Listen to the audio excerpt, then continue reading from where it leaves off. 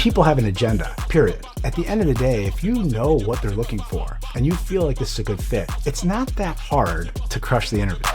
You have to come in with a notebook. You have to be prepared. You have to think about those questions beforehand. And you really want to play them out, and you want to know why you're asking those questions. I'd want to know, is there anyone else in the company right now who is currently doing the role that I'm being interviewed for? And what is their performance like? And how do those people, what's their career path look like?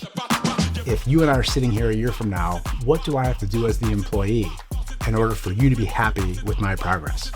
And when I hear people say they don't have any questions, my mind used to explode, because I'm thinking, like, you're about to spend like all of your time here. You don't know anything about our company. You're not going to ask us any questions. Like, it just didn't make sense. I was trying to find someone real. I wanted who's believable. If I could believe in you and I can believe you and what you're saying, I liked you. I don't want to waste people's time. I've ended interviews in 5 minutes sometimes, and I politely do it and respectfully, but if I know right away, why would I want to waste your time? Every single day I feel the pressure. All right. Chad, you've been interviewing people for more than 25 years. What are the most common things that you see people mess up in interviews? That's a loaded question. There's a lot of things that I think people mess up. I think the most important thing for people is not to be so scared, because they're so worried about trying to be someone that they're not. And that's really hard to do. I always used to say, when I used to coach people, is that the hardest thing in the world to do is to be yourself. And so you have to know who you are. And unfortunately, people are going into interviews and they're trying to be someone that they're not. So it's like a double-edged sword. They get caught, trying to not be themselves because they want to be who they think the person who's interviewing them wants them to be, which is really hard to do because you don't know what they want. And every interview is going to be different. Every hiring manager is going to be different. So you really have to know first who you are. And I think the biggest mistake people make is they try to be someone that they're not. And they end up getting exposed in an interview. And it's just it's a tough situation for somebody who's trying to get a job and trying to get somewhere where they're going to be for the rest of their life in a career that they love. Right. And you think the reason most people do that is just because of nerves, really? No, I think the first part is, most people don't know who they are. They don't know, what they want. And so they're so desperate to get a job because, unfortunately, sometimes they're in a tough situation where they were suddenly either unemployed or, laid off by their past employer, or they've been out of work for a long time and they need to be able to pay their bills, so a lot of people are just in a tough spot. There's different calibers of interviews though. And it comes from both ends. It's the candidate, but it's also the hiring manager. You have to know who you're interviewing with, because if you're going to want to work at a big company and you're going to be talking to a hiring manager that's 10 levels down from maybe the CEO, it's very different than going into a small company where you might interview with the CEO. Right. So we'll get into preparation in a bit in terms of how much you should research, what kind of questions you should ask, and all of that stuff. But if you had to boil it down to, let's say, like 3 red flags that you pick up on your end, for whatever reason, maybe the person is coming in and they're super nervous because they need a job. And so they start behaving in ways that are not authentic, let's say. Yeah. But just from your end, if you had to boil it down to the 3 most common, biggest red flags that you see as someone who's interviewing people, what would those red flags be? The first is not being honest and transparent.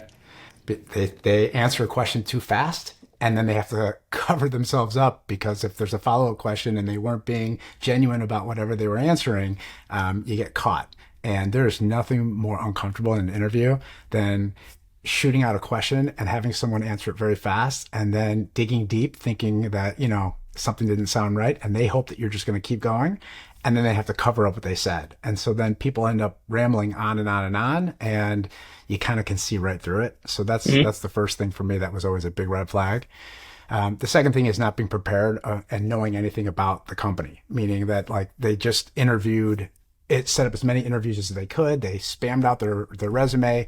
They didn't do the proper research coming into the interview, and they didn't know anything about the job. So that leads to the third most common problem, was they didn't ask good questions. People would come in, and my biggest pet peeve was asking people at the end of interviews, do you have any questions, and giving them an opportunity to kind of flip the interview and have them interview us, because I think it's just important for people to interview the employers as much as it is to the employers to interview the candidates.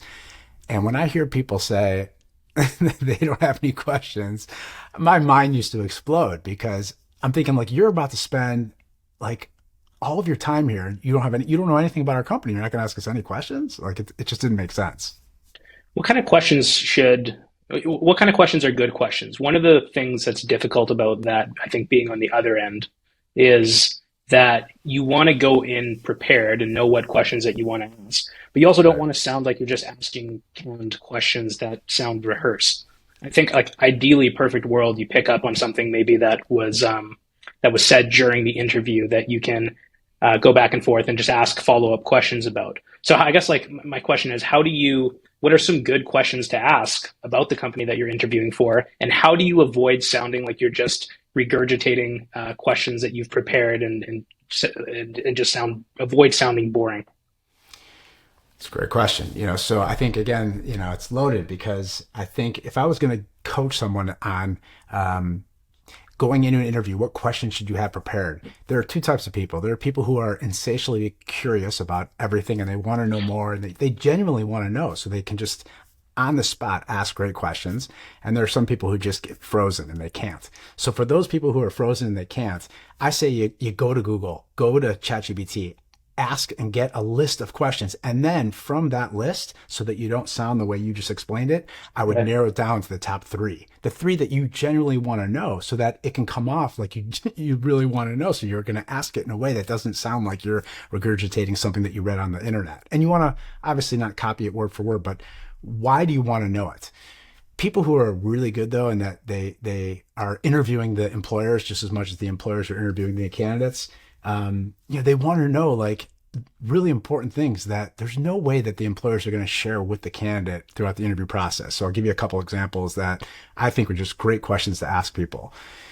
The first would be, what is it that's expected of me? And my favorite question was Dan Sullivan's question. I did this on our insights, and it's, if you and I are sitting here a year from now, what do I have to do as the employee in order for you to be happy with my progress? Mhm. So, like, if we're sitting here a year from now, like, what milestones do I have to hit in order for me to have a great year with this company? And it's a great question, because you'll get those hiring managers sitting back, and one, they probably don't know, right? And if they don't know, that's a red flag, because they're hiring you and expecting you to know what to expect when you come in and how to deliver results. But if they don't even know what the results need to be, that's a problem right off the bat. But if you talk to an employer and they know what's expected of you at a certain milestone, whether it be 6 months, a year from now, that's someone who's got clarity. They have goals ready for you, and I'd want to know what those are going into the job, so that I don't have unreasonable expectations for me coming in. I mean, the Yeah. biggest problem I saw with new employees is they didn't know what's expected of them, and that's either the employer's fault or because they didn't ask. And then they're in the job 3, 6 months in, and they're just like losing their mind, because they didn't think it was going to be like this, or they were told something else when they interviewed. You got to get everything up front in the interview process in writing before you accept a position. Yeah, I was thinking as you were talking, it's again, like, in the moment in an interview, it can be such a tense situation and you can feel so Yeah. nervous. And when you ask a question, like, let's say that you have some sort of question prepared and you ask something like that, let's use the example that you gave, like, what's expected of me after a year. I've been in interviews before where, like, I'll ask a question and then I'm just like overthinking things in my head, that it's like so hard to actually just listen to what the other person is telling you, what your expectations are. Right. But I think what you're saying too and really a lot of people, job seekers, I think in particular, I've certainly been here, where you don't really feel like it feels like they're interviewing you, and they are. But I think what you're saying too is, like, you should be interviewing the employer just as much to see if they're a good fit. Sure. Yeah. Look, you're going to spend all your time there. There's a reason why they say 70% or whatever the numbers are, people hate their jobs. I mean, that's sad. It's really sad, but it's because they took the wrong job. It's because they just needed a job and they got an offer. And when you're in a position where you need to be working, you're gonna want to accept any type of an offer that you get, but you really have to be selective and picky, and that's really, it starts with before the interview even starts. Who you're targeting to try to get an interview with. But if I'm in an interview and I'm not prepared, yeah, you're gonna get tongue tied. You have to come in with a notebook. You have to be prepared. You have to think about those questions beforehand, and you really want to play them out, and you want to know why you're asking those questions. I mean, I'd want to know, is there anyone else in the company right now who is currently in doing the role that I'm being interviewed for? And what is their performance like? And how do those people, what's their career path look like? What do they do in order to be recognized with an increase in pay? When does that happen? I want to know those because the worst thing ever is bad surprises. Right. And I'm saying from both sides, the employer and from the candidate, there's nothing worse than having a bad surprise. It's easier from the employer though. They have that upper hand 100% of the time. And if you're an employee and a year goes by and no one says anything about an increase and you're wondering, I have to say that's on you because you never even asked the question about when do we get increases and what do I need to do in order to get an increase, right? Right. And that's appropriate to ask in an interview, you think? Like, I think lots of people are scared too. Is it like, is there a skill to knowing when to ask that? Is it ever Yes. inappropriate to ask? Yes, there is. And it's timing. I mean, timing, it is definitely a skill. There's no question. The first interview is usually not the best time to ask that question. I mean, I really want to determine if the job is the right fit. That's the most important thing. If it's the right fit, and I would determine if something's the right fit using two criteria.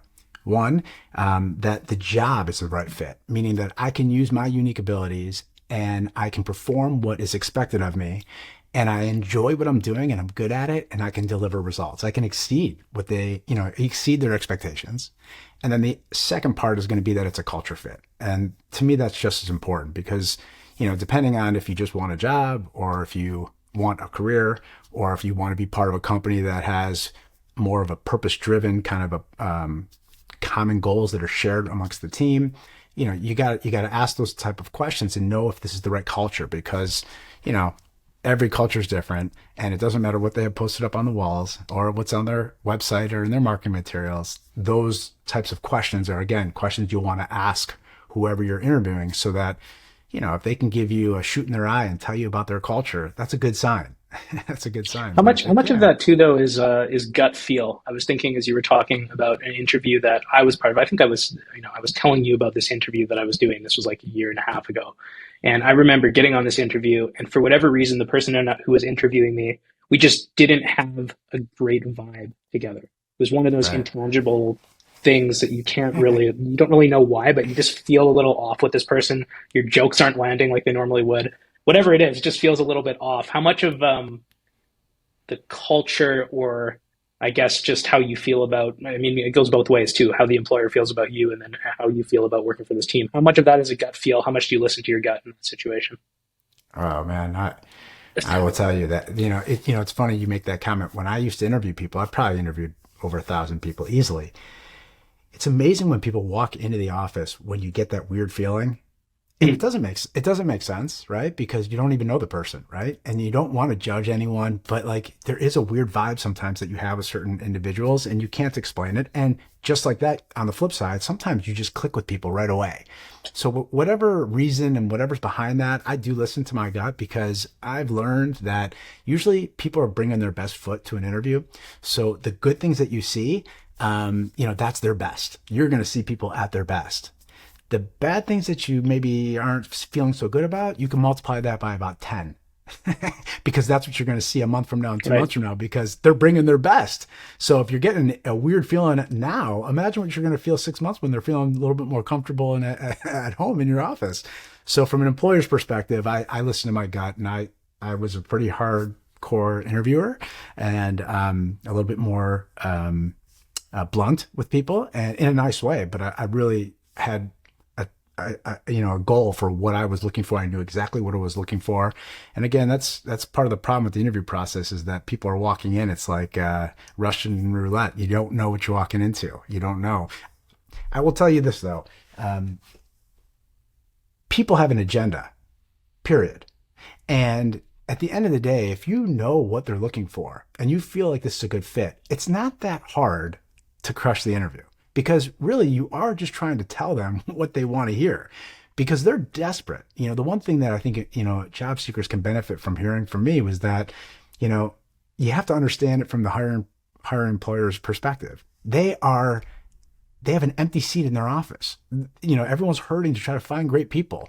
So they have a job to fill. So if you're looking at a hiring manager who's like an HR person, they want to check the box. They want to move on and get to their next, responsibility. So, usually, they're trying to fill seats. And so you just have to kind of tell them what you want. But again, you have to be careful doing that, because if it's not the right job, you'll get what you want and then it's not the right job.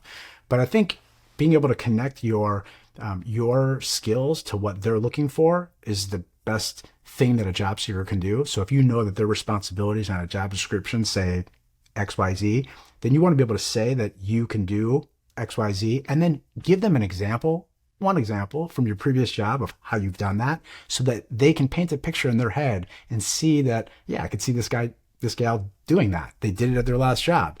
And a lot of times people they're so trying so hard to impress the person and giving them information that's not helping them, that they miss the point of the interview, which is these people are just thinking about themselves. They want to fill the role. They want to move on. They want to hire this person.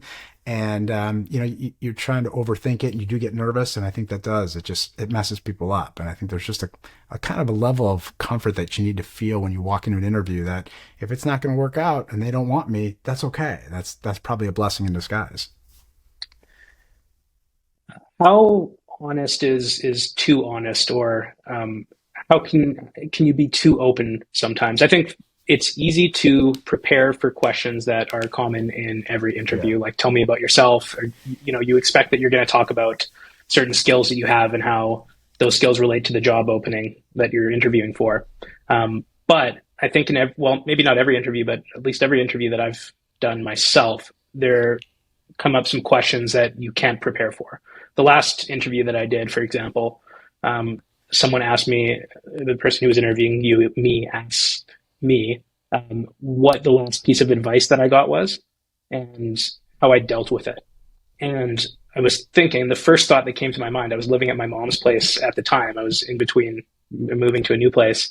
And she had that morning told me that I should not leave my clothes on the floor, and that I've got to and it was like a ridiculous thing like that, but it was like literally the last piece of advice that came to mind in the moment in the interview. That's the first thing that came to mind. And I went forward and said that was the advice that I got. And it was kind of like it was kind of awkward and funny. And I think I did okay with it and actually turned it into something okay. But I remember thinking maybe I should have thought of a better example. But I guess what about moments like that where you're kind of asked an unexpected question, you don't know what to do with it? How honest should you be? Is there a way that you can be too honest and that where it actually hurts you?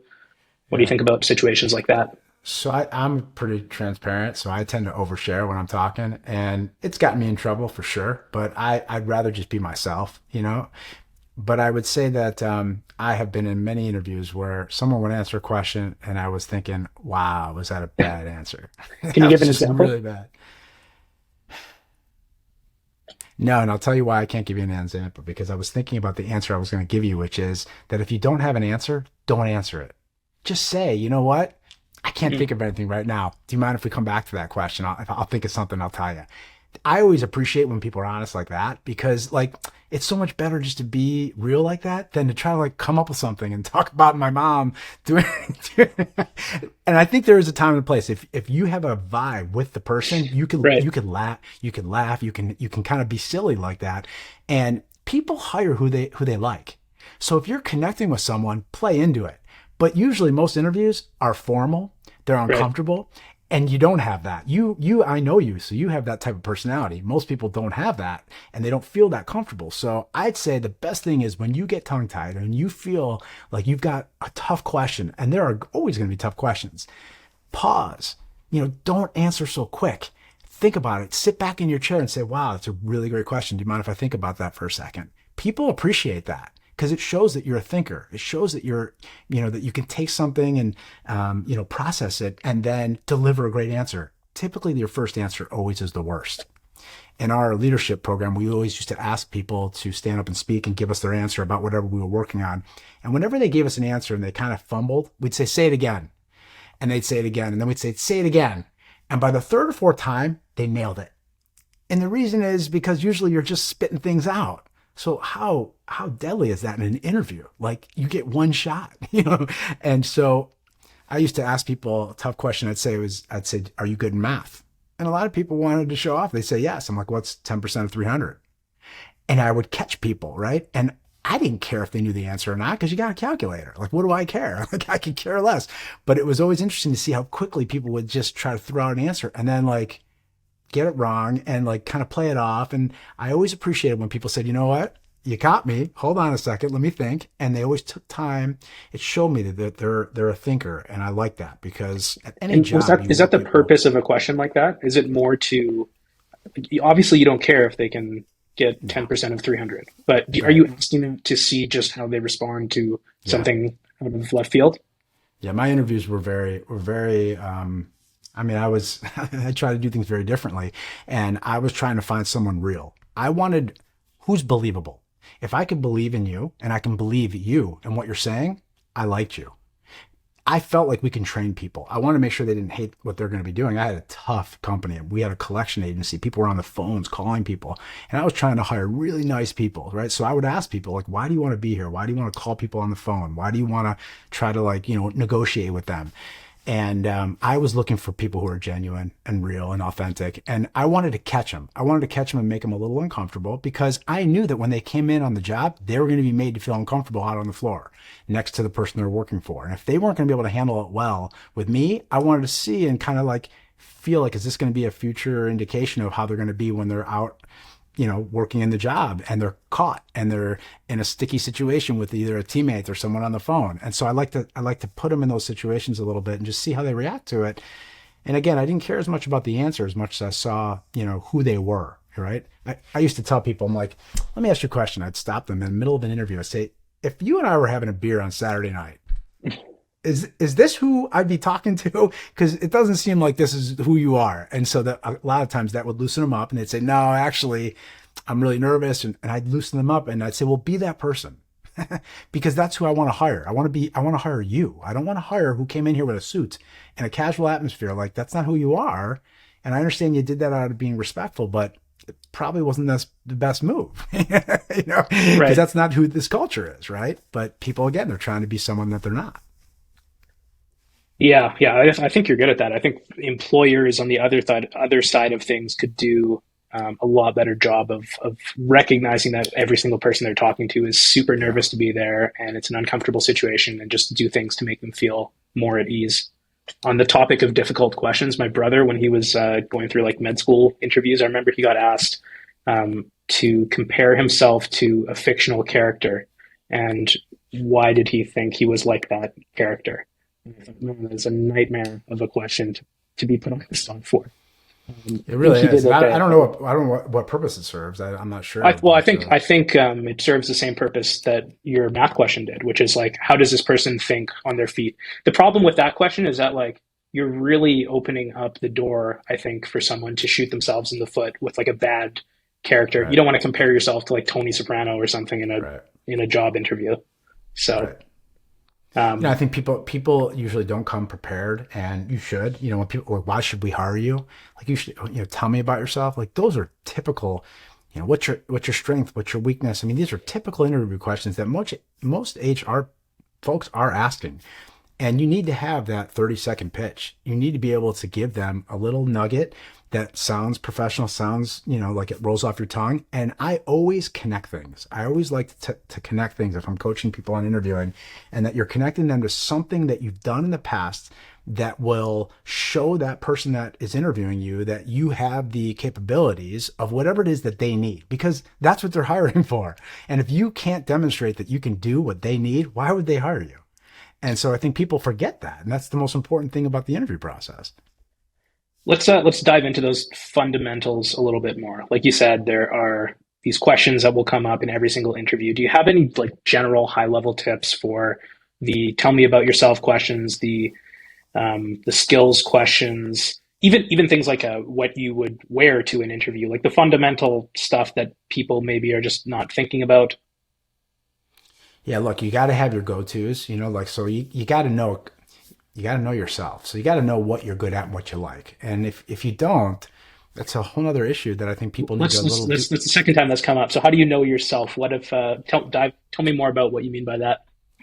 Well, it starts with knowing what you don't like. And most people, that's not hard. We used to do an exercise that we learned where we drew a circle and we put all the things that we're really good at that we really like inside the circle and all the things we hate that we don't like outside the circle. And we were doing this with our team, and people put public speaking and they put it outside the circle. Some people put, doing math outside the circle. But, it's a hard exercise to do, but you got to do something, whether it's free online assessments, whether it's doing some, personal excellence work on your own. You have to know what you like. So if it starts with knowing what I don't like, that's a great start, because you don't want to take a job where you're going to have to do things that you can't stand.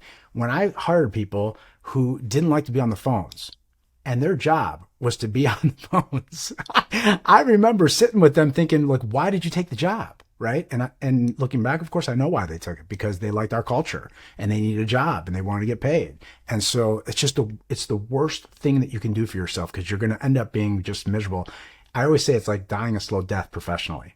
It's inevitable that you're going to get fired. Your performance is going to lack and you're just going to hate it and you're going to loathe it. And then you're just going to be miserable and make everyone else around you miserable. So staying away from the things that you don't like is the first piece of advice that I would give someone. So if you know what those are, you want to make sure that you ask in a job interview, am I going to be having to do any of these things? Especially if they're in the realm of whatever it is you're being interviewed for. Because if I'm in marketing, for example, and I don't like to write and copyright, and I don't want to do emails, and then you should ask. I like to do graphic design. I like to be in the art, design, part of your business. So I'd want to know what I don't like and make sure that I'm not, setting myself up for failure. And for what I do like, you just have to have a few things that you enjoy. If you're great with people, I love talking to people. I like helping people, customer service. I like working in a team environment and being able to collaborate with other people in the company and working towards a company goal.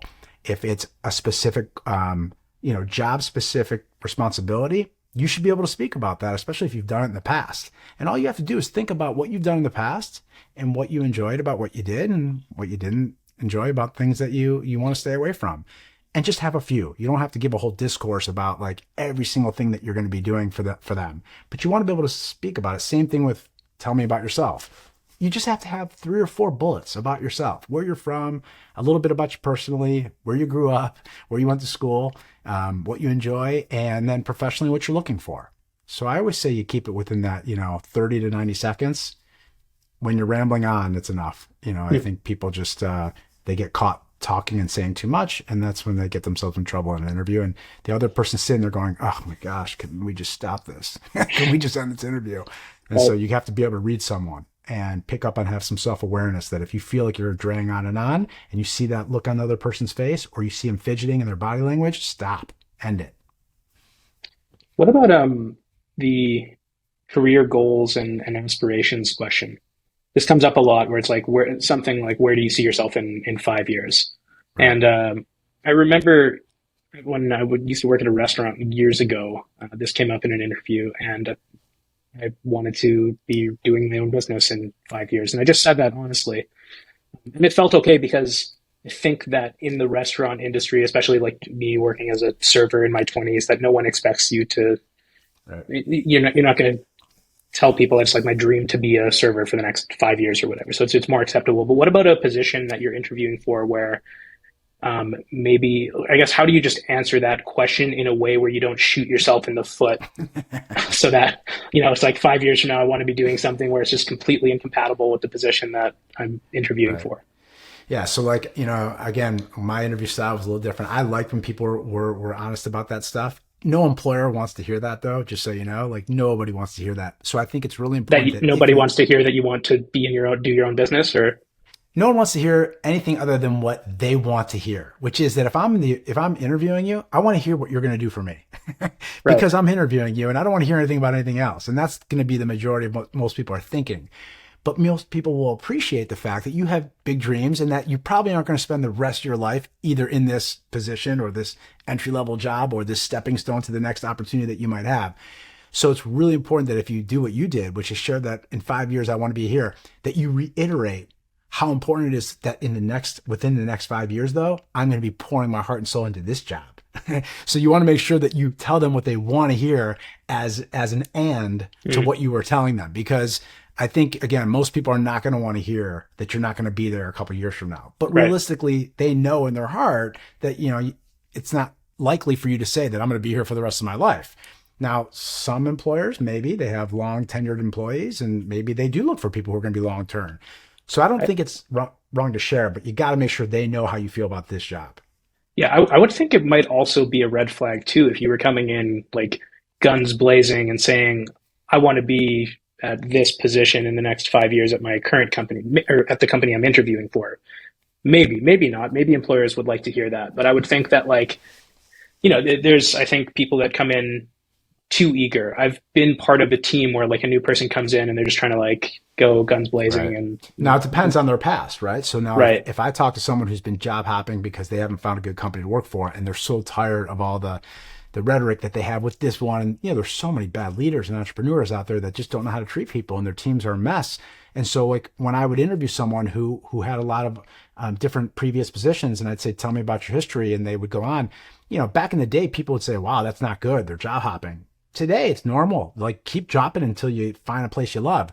But if I had someone come in and say, I'm so tired of bad companies and bad managers, and I just want to find a place that I could come in and call home, spend the rest of my life, work my way, I appreciated that. I mean, I have people that worked for me for 20 years. And if you have a great company and you have a great culture and you set things up the right way and empower people to do their job the best they can do and give them that path, why would they want to leave?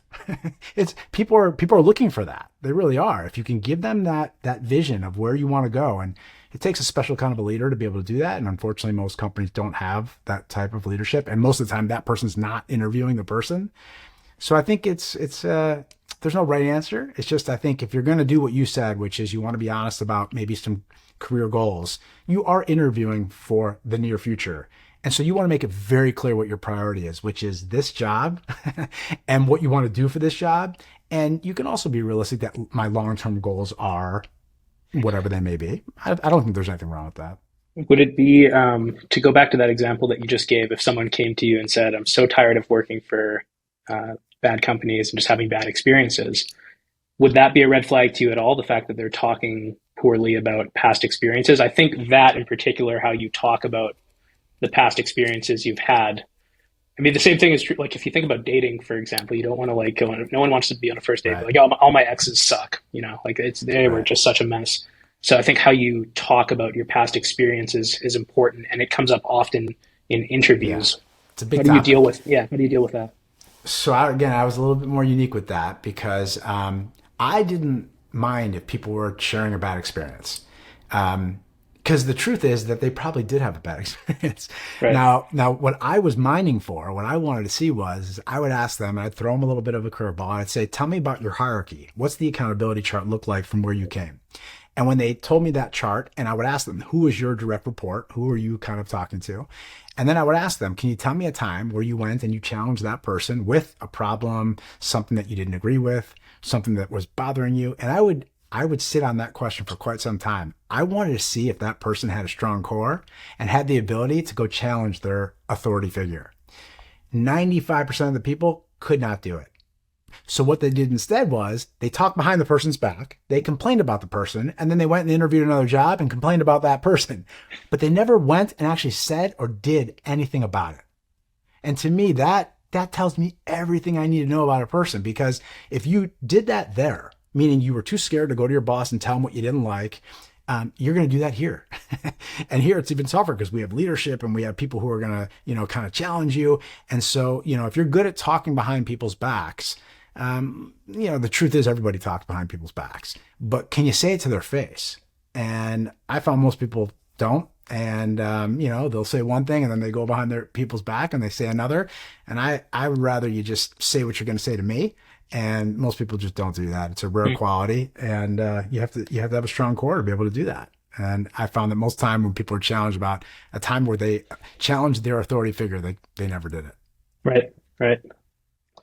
Let's go through some scenarios. So I went through Reddit jobs preparing for this interview, and I pulled three different scenarios that I thought were interesting. And I'm curious to know how you would respond to whoever this person is who has this problem, who has each of these problems. Okay, so first one. Hi, and I copied and pasted it, so the format, I might screw up the reading, but hi everyone. I lied to HR about my salary, inflated my salary by 50% for what I receive right now. Now HR is asking me to produce a salary slip to verify my payment. I was paid below standards of the market rate, so telling the true amount will make them take advantage of my situation and underpay me. What should I do? Please help. So a few interesting things here, I think, all tied up in this one situation. This person Right. lied about their salary. They did so because they were underpaid and they knew they were underpaid at their job. And so their reasoning was, I don't want to tell this person who's interviewing me what I was actually making at my previous job because I know I was underpaid, and they would use that and maybe pay me less again at my new job. So what's your first response to that? What do you think about Right. what this So person's going through? it leads to another discussion, which is how do you handle salary negotiations, Right. and how do you go into an interview, with clarity on what you want and what. So that's a whole nother discussion. But this person is a liar, first off, and so there's not much to say because you're caught. You're right, and so that's why I say it's always better to be honest and if you go into a job and say, look, I was underpaid at my last job, and here's why, and here's what I can deliver to you. They're not going to underpay you. Like, they know that you know that. So like, there's no reason to lie and get caught, because then you have to say another lie to cover up your lie. So I think, the most important thing is from the get-go, be honest about your skills and about your pay. For someone like that who got caught, I think I would just be honest and say, look, I wasn't being honest about it, and here's why.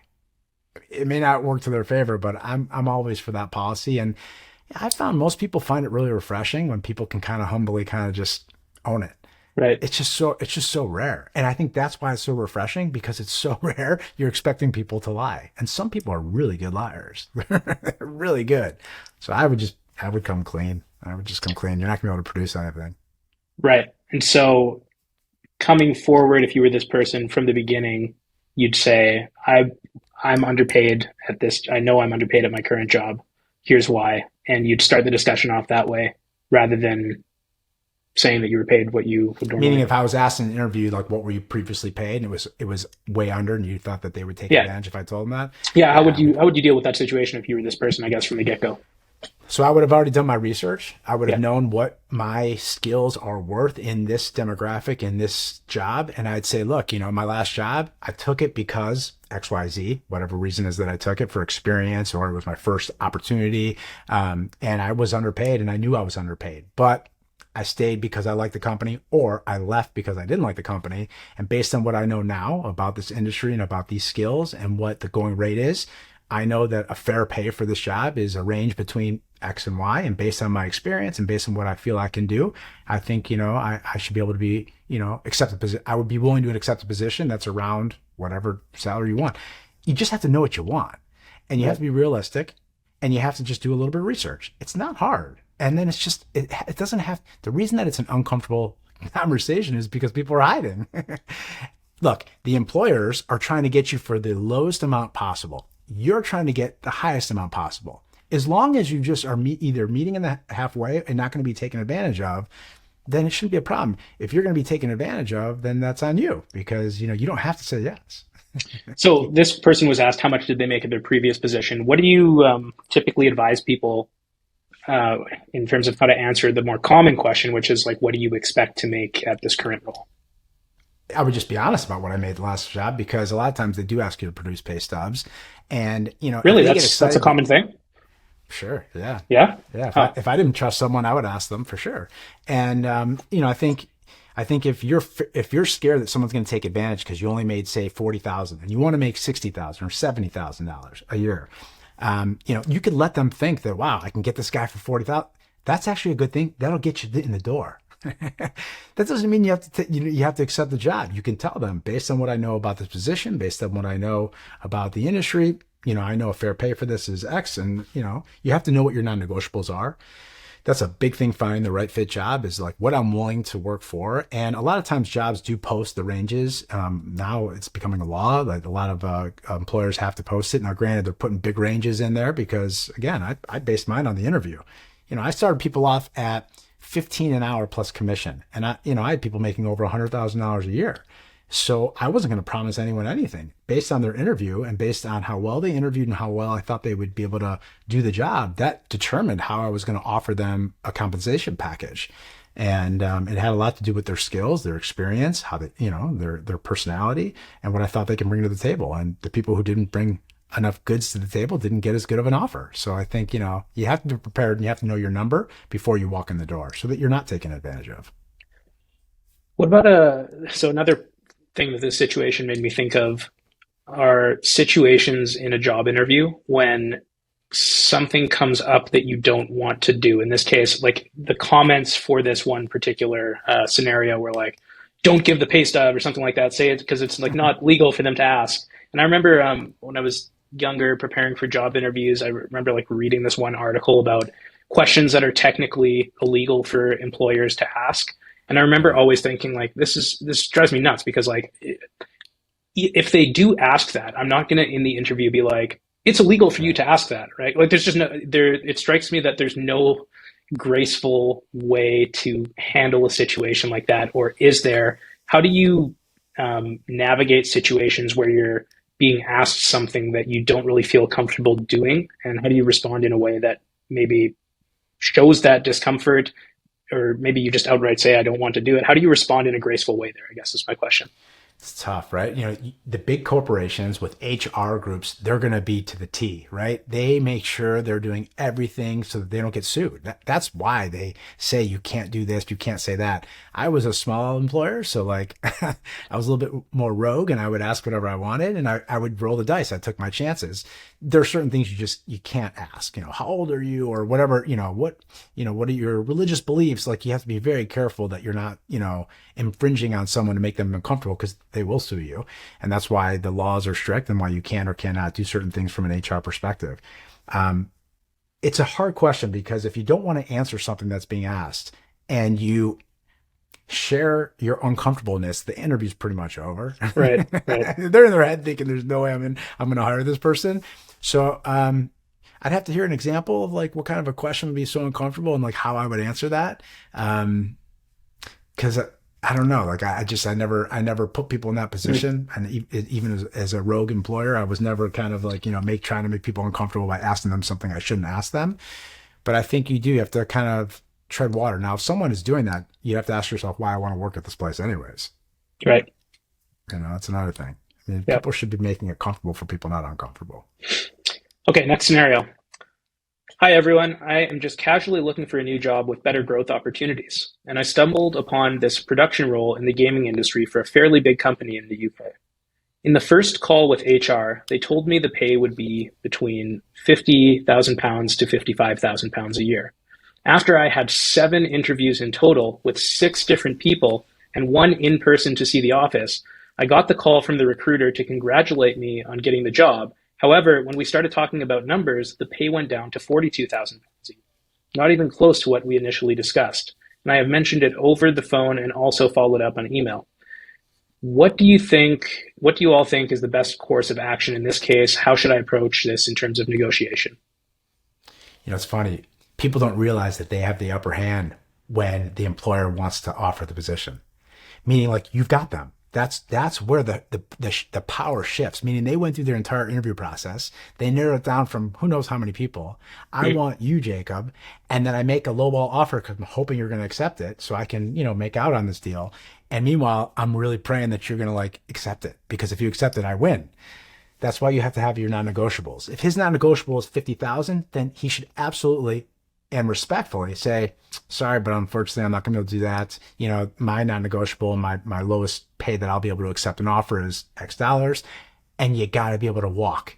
And I'll tell you, it's amazing. You'll get that call back because they wanted to hire you and they need you. And they've already probably told other people, that they rejected him. Now, if it's a crowded candidate base that they're choosing from and they have lots of people to choose from, then chances are this is a good indication of what is to come in the future anyways. And so if you accept it, you're probably not going to have a great experience with this employer because they either already are going against what they said. And I think you just have to be very clear what your non-negotiables are. And if your lowest amount is 50,000, for example, then you just have to be clear about it and feel good about it and be able to walk away. I think, it's a hard thing to do, but you have to be able to walk away. And in your example there, when you were talking about how you would come back and say what you would say, you didn't actually mention that they had previously said 50 to 55K. Would you purposely say that? Would you Right. just keep, doesn't Doesn't matter? matter. Yeah. No, because what that does is you're shooting yourself in the foot. I'm going to make you look bad. How about that? Like I want to work there. I'm calling your bluff, but on the way of doing that, I'm just going to make you feel really bad about yourself because you said something that now you're not Right. So following through with. because it's like a personal response to it almost, it seems like Yeah, that. Yeah. it doesn't matter because if I they felt that want before you, too. I can sympathize with like when you get a lowball offer you, it's very hard not to take it personally, especially if they were like talking about a certain number before. right? You know what you can't sympathize with? Having to make payroll every 2 weeks Right. and not and the company not doing well and them having to do everything they can to keep the doors open and you don't know maybe that the employer isn't making money this month. Who knows? There's 1,000 scenarios. Their job again, it's like negotiating anything. The proper way to negotiate is where both sides give up a Hmm. little bit, it hurts a little bit, they both win. When an employer tries to take advantage of it, either it's because they can or they're just taking advantage. Either way, it's Is no it good for always the a employer. is it always a red flag too for the job seeker? Yeah, Yeah. of Okay. course. So it's not just But like it they're doesn't. trying to negotiate and do the best. It's No, like no, they might be, and that's okay. Look, you don't know, but you have to call the bluff. If right. it's below your, if I know I need to make $100,000, period. I'm a sales guy. I need to make 100 grand, and they come in, and they're coming in at 70 or 80.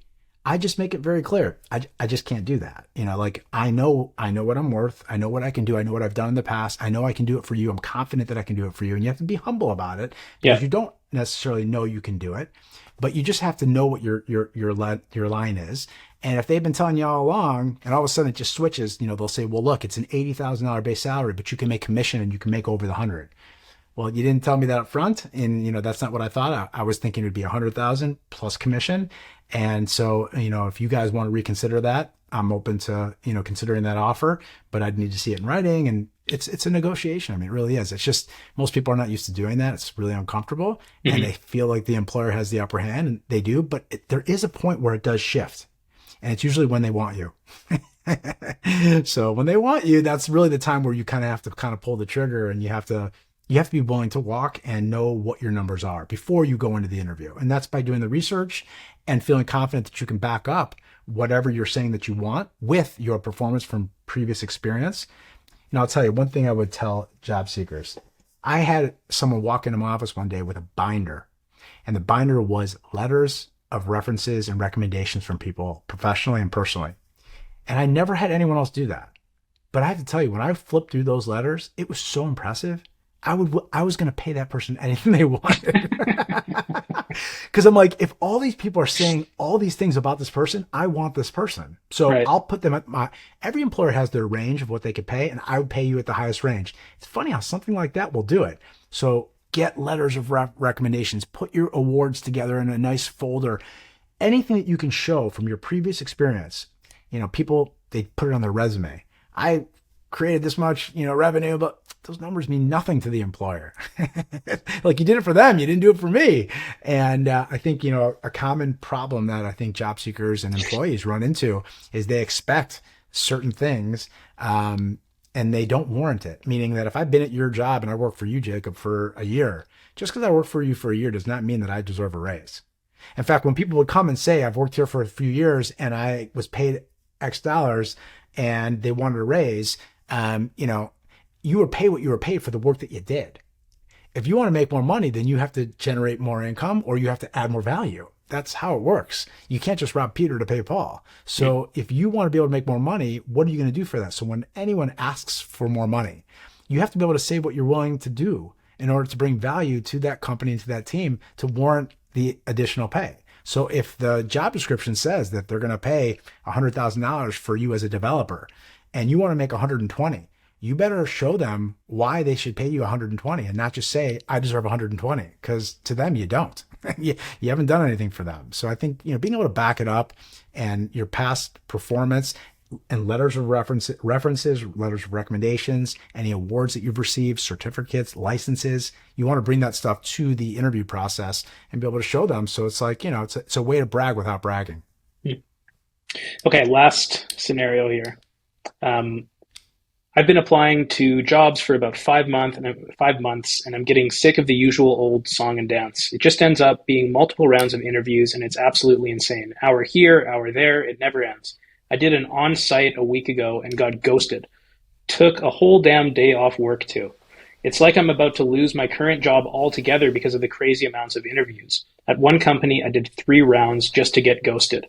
I read this and I was thinking about a friend of mine, a very close friend, who lives in Calgary, where I live, who was looking for a new job. He got recruited and went out for an interview in New York, 2 interviews, I think, in New York. This company flew him out for. So, like, a long flight each time. He has to take a day off work. Um, and he didn't, I don't know if he fully got ghosted, but he basically got ghosted. Like, they just took way too long to get back to him, and he didn't know what was going on. Um,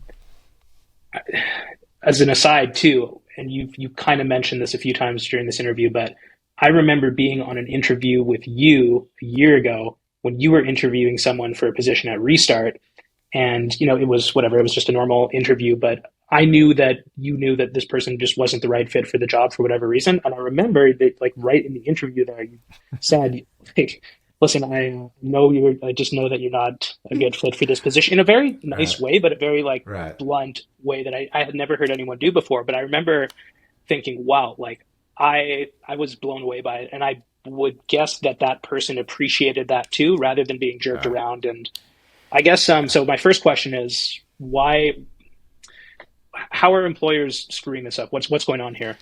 Yeah, I'm a little hypersensitive, so like I don't want to waste people's time, and I'm very protective over my own time, so that's why I do that. I've ended interviews in 5 minutes sometimes, and I politely do it and respectfully. But if I know right away, why would I want to waste your time, and why do I want to waste my time? The problem with most employers is they're just they're just don't know what they're doing, right? So like we do workshops on for the employer side for how to interview candidates, and a lot of times if it's just a position and it's a position that they don't love, they're in it for the fact that it's a job, you know um, the process isn't going to go very smooth. And when you have a big company and they have processes and they have hierarchy and they have layers that they have to go through and that management put in, you have to go through 3 interviews, then you have to go through this process and do this.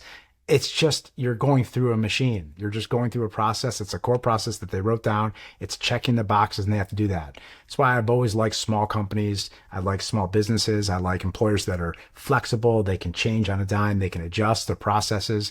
And in a large corporation, you can't do that. They have an HR group and they have channels that they have to go through. So a lot of times that's one of the reasons why that employers have that process.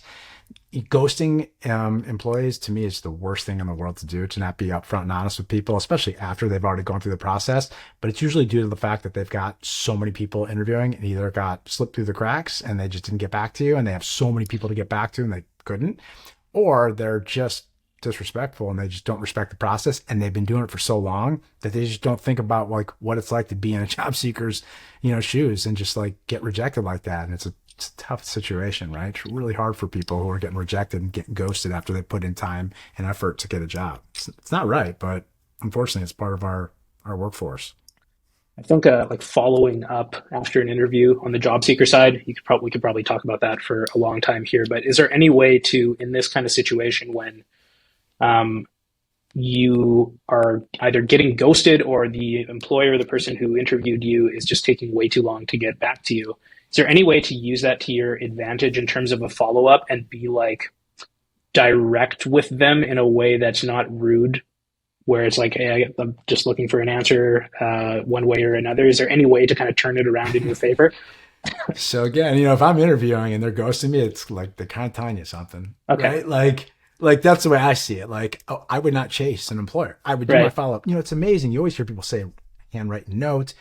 Nobody does it.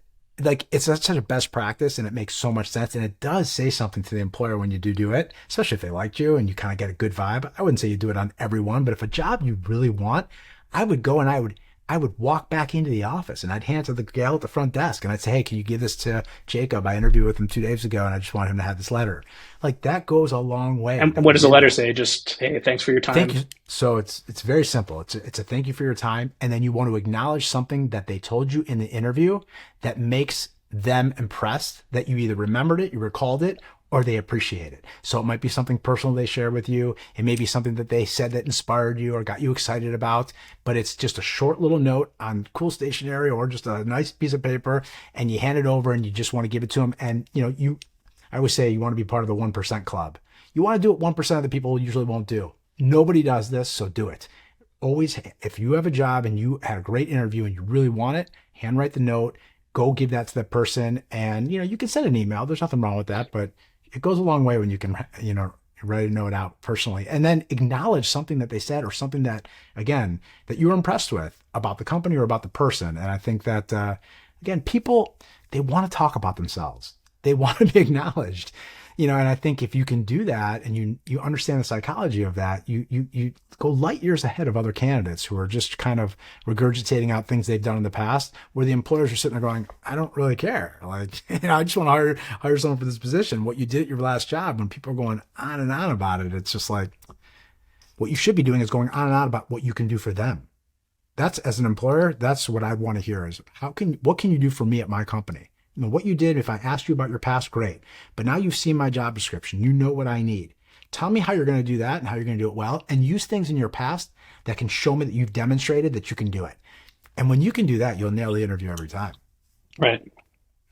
Yeah. I mean, again, people I think are just so in their heads. I've been there where you're just overthinking everything, and really just, if you turn your attention to the other person and how can I help this person, it's a good framework to be in. Okay. Last question for you. Like I said at the beginning, you've been interviewing people for 25 years. A lot has changed in the world in 25 years. Yeah. What's the biggest thing that you've seen change in terms of interviewing since you started? And also, second part to this question, how is technology going to affect this going forward? Everyone is talking about AI right now. You and I are talking about AI every day. It seems to be touching every part of our society. Is it going to change the way interviews are held too? Yeah, for sure. I mean, look, the applicant tracking systems right now, they're knocking out 70%, they say. I don't even know what the numbers exactly are, but if you don't have your resume formatted a certain way and you don't have certain words that match the description of what they have in their job description, in a bigger company, you won't even be seen. They'll kick it out. They'll have robots. I mean, they've taken human beings out of the process. Smaller companies, a little different, but for larger companies, you don't even have a shot if you don't even have your resume tailored a certain way. And most people are so lazy that they actually don't want to change their resume to match the job description. But anyone who knows how to land a job knows that that's one of the secrets, is to make sure that if I want to get to the top of a list of resumes, that my resume, I'm going to have versions of it that's going to match almost exactly what the job description is going to say, and I'm going to make sure that I'm going to tailor it. So that's the first thing of things of how employers are using technology, for sure. So the applicant tracking system, if you don't know what it is, you got to learn about it. Make sure that your resumes don't have cool designs and different formats that would kick you out of the automated systems. That's just to get in the door for an interview. That's just to be seen. That's just to have your app. You don't even know people. I used to ask people in interviews, how long have you been looking for a job? Whatever they tell me, 2 months, 6 months, whatever it is. And I'd say, what have you been doing to get the job? Oh, I've been interviewing. I've been trying to get interviews. I've sent my resume out to so many people. And I'd say, well, how many people have gotten back to you? And when I'd hear not that much, I would always follow up with, well, then why are you still doing that? Like, why are you doing what's not working? Right? Like, you have to do something a little different. And one of the reasons that started happening was because those applicant tracking systems, they've really taken a hold over the past few years. And I think, employers have to do it. They post an ad and they get 300 responses. You don't have the manpower to be able to handle all that work. So they use those systems. They cycle through. They look at the words of the skills that I'm looking for to see if you have them in your resume. They match them up. They kick them to the top of the list, and then they call and they do their phone screens and interviews. But the other way with AI is, the truth is no one knows how it's going to change everything because things are changing so fast. But I will say that what I've seen, especially since COVID, is the shift has not been fully understood by a job seeker, meaning they have power. Employers are desperate. they went a long time trying to fill and find people.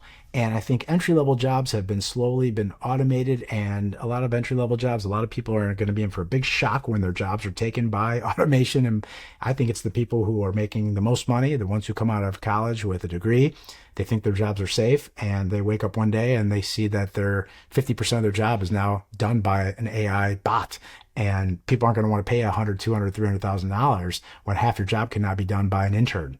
And so I think that's going to significantly change the workforce, and it is changing it like now. Like people just have to wake up. Like it's not coming, it has already changed.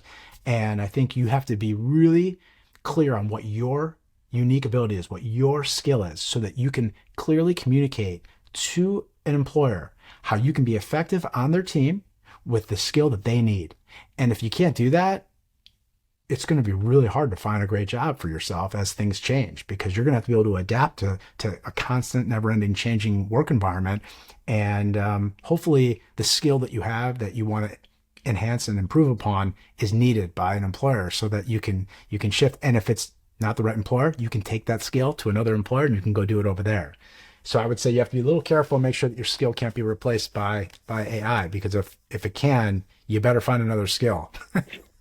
Right. And I think that would be my best advice for anyone coming out of college right now too, is, know what you're good at and be able to communicate that to an employer based on what they need. Awesome. Well, I'm sure we could spend and will spend a whole bunch more time talking about AI and how that's going to change the workforce landscape, and probably more time talking about interviews too. But yeah, I think there's plenty of good info there to crush the interview. Let me ask you a question. Yeah. So if you were interviewing someone today, what's one thing that you would look for to determine if the person's the right fit? I think that I think a lot of it for me is just when I'm getting to know someone in general, or in a situation where I'm meeting someone new. A lot of it is a gut feeling and a feeling that they're being authentic and honest. There's obviously, do they have the right skills to do this position? There's some stuff that you need to know someone can do, but a lot of it, I think for me, is like just a gut feeling that I have about this person. And I agree with you. I think that if we think about the developers at Restart, who we both know very well, like they came on and they didn't know a lot of the stuff that they needed to know, but they're good guys, and they were very open to being trained and working hard, and it's worked out great. Yeah. So I think that's a big one for me too. Yeah, that's great. All right, well, I appreciate the questions, and hopefully we'll get some good questions that follow up from this interview. All right, thanks for watching, everyone. Bye-bye. Okay, take care. See you.